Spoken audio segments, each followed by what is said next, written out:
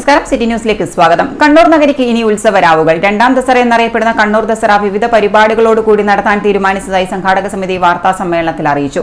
വാണിജ്യ വ്യാപാര മേഖലയെ കൂടി ഉത്തേജിപ്പിക്കുന്ന വ്യാപാര ഉത്സവം കൂടിയായ ദസറ വൈദ്യുത അലങ്കാര വിളക്കുകളോടുകൂടി തന്നെയാണ് വ്യാപാരികളും സ്വീകരിച്ചത്. 4 മുതൽ 12 വരെ കലക്ട്രേറ്റ് മൈതാനിയിലാണ് ദസറയുടെ വിവിധ പരിപാടികൾ അരങ്ങേറുക. കാണാം ദസറ കരുതാം ഭൂമി എന്നതാണ് ഈ വർഷത്തെ കണ്ണൂർ ദസറയുടെ മുദ്രാവാക്യം. കണ്ണൂർ കോർപ്പറേഷൻ പുതിയ ഭരണസമിതി അധികാരമേറ്റതിനു ശേഷം കഴിഞ്ഞ 2 വർഷവും കണ്ണൂർ ദസറ എന്ന പേരിൽ നവരാത്രി ആഘോഷം സംഘടിപ്പിച്ചിരുന്നു. മൈസൂർ ദസറ കഴിഞ്ഞാൽ പേരുകേട്ട ദസറ ആഘോഷം കണ്ണൂരിലായിരുന്നു നടന്നത്. രണ്ടാം ദസറ എന്നറിയപ്പെടുന്ന കണ്ണൂർ ദസറ ആഘോഷത്തെ അതിന്റെ എല്ലാ പ്രൌഢിയോടും ഈ വർഷവും വിപുലമായ രീതിയിൽ ആഘോഷിക്കാൻ തീരുമാനിച്ചതായും സംഘാടക സമിതി അറിയിച്ചു. കണ്ണൂരിലെ വാണിജ്യ മേഖലയെ കൂടി ഉത്തേജിപ്പിക്കുന്ന ഒരു വ്യാപാര ഉത്സവം കൂടിയായി ജനങ്ങൾ ഇത് ഏറ്റെടുത്തിരിക്കുകയാണ്.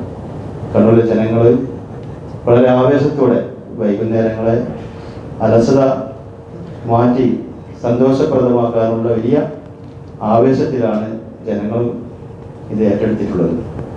ഈ വരുന്ന 4-ാം തീയതി മുതൽ ഒക്ടോബർ 4-ാം തീയതി മുതൽ 12-ാം തീയതി വരെ കണ്ണൂർ കലക്ട്രേറ്റ് മൈതാനിൽ വെച്ച് കണ്ണൂർ ദസറ ഗംഭീരമായി തന്നെ നമ്മൾ ആഘോഷിക്കാൻ പോവുകയാണ്.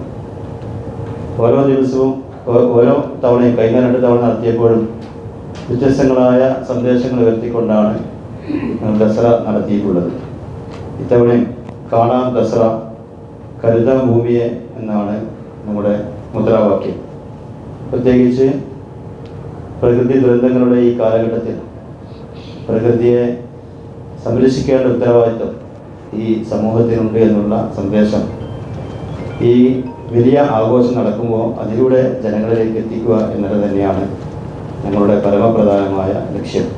കണ്ണൂർ നഗരത്തിലെ വാണിജ്യ മേഖലയോടുകൂടി ഉത്തേജിപ്പിക്കുന്ന വ്യാപാര ഉത്സവം കൂടിയാണ് ദസറ ആഘോഷം. കണ്ണൂരിലെ ജനങ്ങൾ ഏറെ ആവേശത്തോടെയാണ് കഴിഞ്ഞ 2 വർഷവും ദസറ ആഘോഷം ഏറ്റെടുത്തത്. ഒക്ടോബർ 4 മുതൽ 12 വരെ കണ്ണൂർ കലക്ട്രേറ്റ് മൈതാനിയിൽ വെച്ച് നടക്കുന്ന കണ്ണൂർ ദസറ ഗംഭീരമായി തന്നെ ആഘോഷിക്കാനാണ് ഇത്തവണയും തീരുമാനം. കാണാം ദസറ കരുതാം ഭൂമി എന്നതാണ് ഈ വർഷത്തെ കണ്ണൂർ ദസറയുടെ മുദ്രാവാക്യവും. ഈ സന്ദേശം പ്രചരിപ്പിക്കുന്ന നിരവധി പരിപാടികളും ഇതിനോടകം തന്നെ സംഘടിപ്പിച്ചു. എല്ലാ വിഭാഗം ജനങ്ങളെയും ആകർഷിക്കുന്ന തരത്തിൽ വിപുലമായ കലാ സാംസ്കാരിക സംഗീത പരിപാടികൾ ഇത്തവണയും ആസൂത്രണം ചെയ്തിട്ടുണ്ട്.